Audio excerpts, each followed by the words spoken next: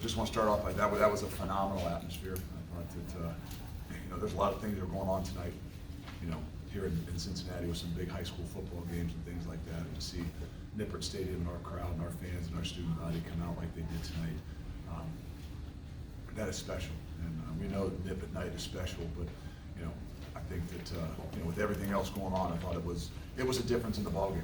There's a lot of plays here and there, I think special teams wise, but when that momentum started to shift and started the fourth quarter where we really needed to pick me up, we're really fortunate to be at home and in an environment like this. Yeah, it's never easy, and I just think that our ability to find ways to win, our ability to play together, meaning whatever it takes, and then our special units. I think the difference to me in the ball game is the special teams.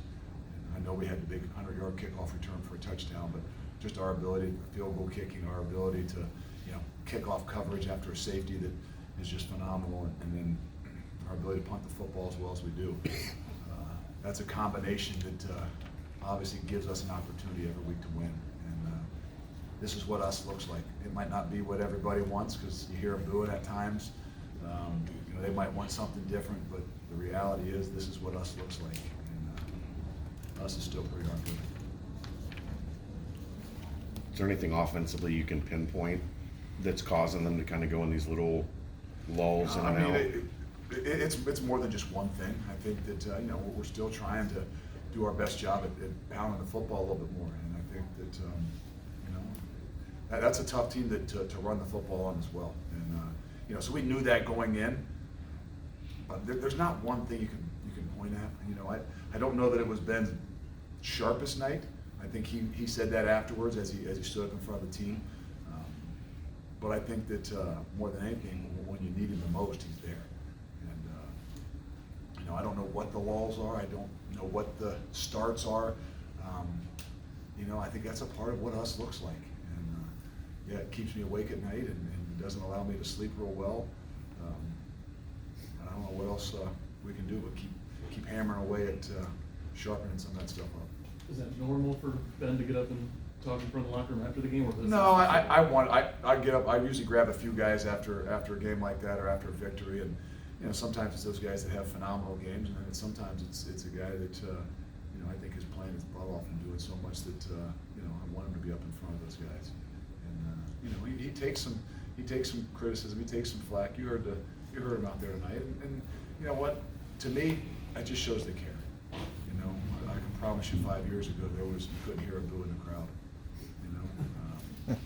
So in some ways, I know it's hard. I know it's hard on him, but to me, that's what we kind of want to get him up there for, is to make sure he understood how much we appreciate what it is he does and how hard he fights for us.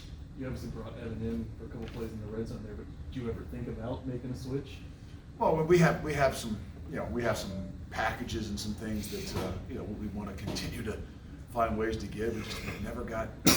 We haven't gotten into those rhythms where we felt really comfortable with switching some things up.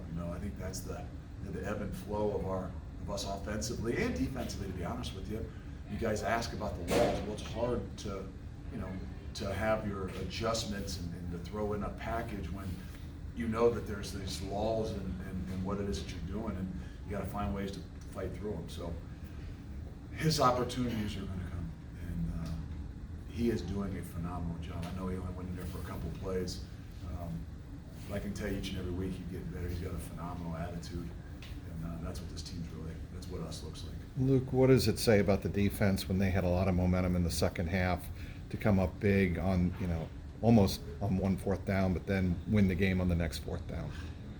I know, and that's where we have struggled, kind of when the momentum shifts at times.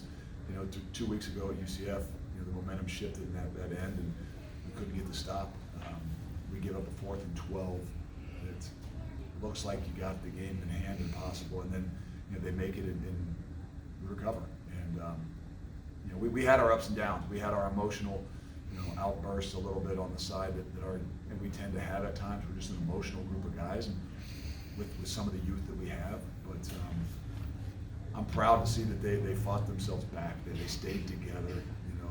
They go through some things, but they stayed together and they found a way to win the football game. What effect did the short week have? And they had a long layoff between. Long. They had 13 or so days that coming off of some really good wins. They're playing really well. That's a good football team and a physical football team. I don't know. I mean, to be honest with you, it's tough. It cramps a lot of things, and our guys did a really good job. We had to practice on Monday night like it was a Tuesday, and then our schedules are all switched up. And then you take today, that's the longest day in the history of man because there's nothing to do and there's nothing on. So the maturity that we had to have, as a football team to go into this week in particular, I think is really going to help us grow. And now give them credit. They did some different things that I don't know that we were as prepared for, having that 13-day break. But again, that's where our guys at halftime, we made some adjustments and did some things that I think really helped us down the stretch.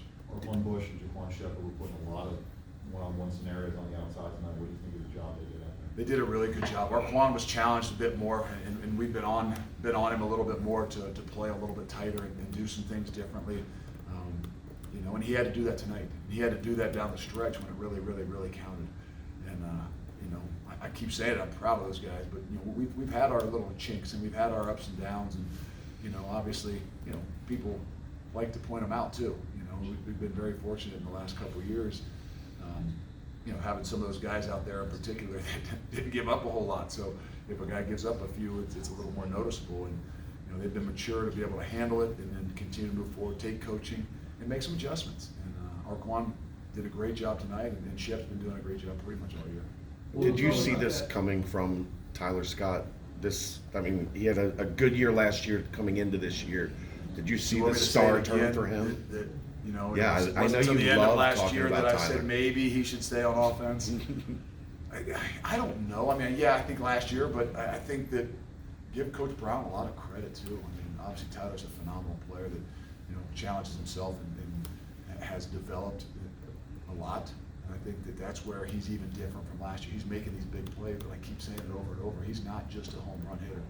He made an incredible catch on 3rd and 12 contested catch that was maybe as good as any of the other ones he's made all year.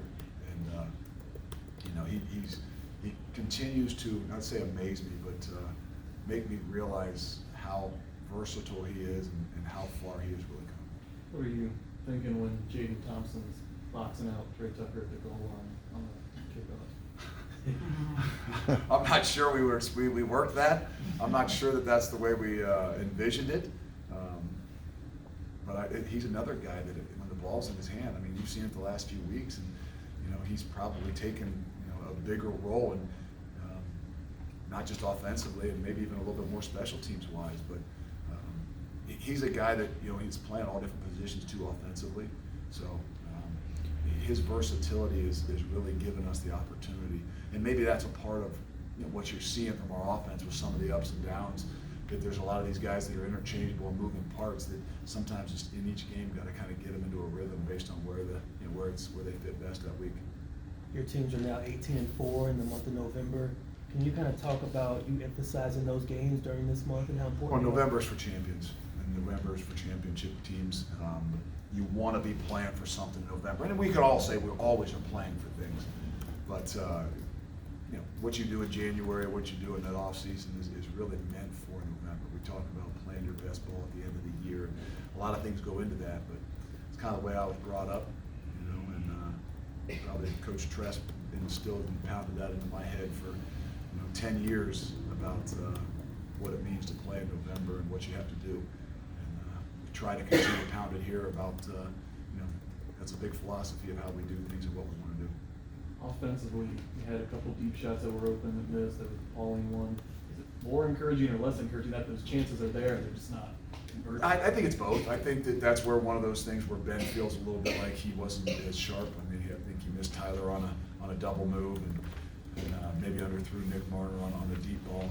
Threw a phenomenal ball to Will that he just didn't happen to come down with. But Will Pauling's going to be a great player too, and he's going to make a ton of plays. I know the last 2 weeks, there's some things that stand out that maybe he just didn't quite make the play, but he's still back playing when everybody thought that he was done for the year. So he's going to make a difference as he continues to push through this season. Luke, what did you think of the discipline penalties? A couple of them in the second half. I know obviously you guys like to play on the edge, but I gotta see him on film a little bit here. The 4th and 1 is mind-boggling to me. I don't quite know. I did see the guy laughing and, pointing like maybe he got by with one. I don't know. The official said he saw our guy smack him in the helmet. Either way, it's ridiculous. I mean, those are the positions we put ourselves in. That's not what I want us to look like. And we've done a much better job the last couple of weeks. Now, I'll give the officials some credit. They controlled that game when it started to get a little bit out of control, but those things are what, again, caused us some more issues and probably made the game closer than what, hopefully it could have been. You mentioned code at the beginning. Maybe in the past you haven't always been super confident in throwing the kicker out there. Is it safe to say it's different this week? Yeah, I mean, even when you get a safety, you're going to let him go out there and just blast the ball as far as he can. I mean, he's doing a great job, and I don't know if he struggled. We didn't kick as much earlier in the year. He was maybe a little erratic, even in camp and beginning of the season. But you know what? He never doubted himself. He never was a guy that looked like he was pouting. He never looked like he was having issues. He has a confidence about him that I just always kind of figured he's going to figure this thing out. He's going to be a weapon for us.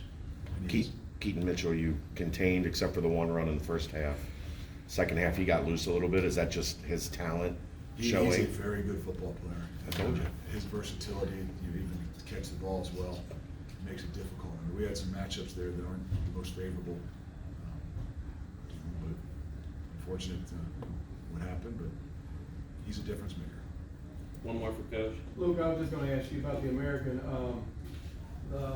Before the season, everybody thought Houston was a team, and then you guys, and now you got Tulane and ECU's up there, and then UCF. I mean, you just never can tell, can you? It's a really good league, and there's a lot of talent. And no matter what league you're in, you got to play. I mean, the projections are projections. And, when it comes down to it, you got to be playing well at the end of the year. And I think that's what you can continue to see. I mean, there's still a lot of things up for grabs, and there's a lot of really good football teams out there. And it's going to be interesting the last few weeks. Thank you, Coach. Excellent. Thanks, Luke. Coach.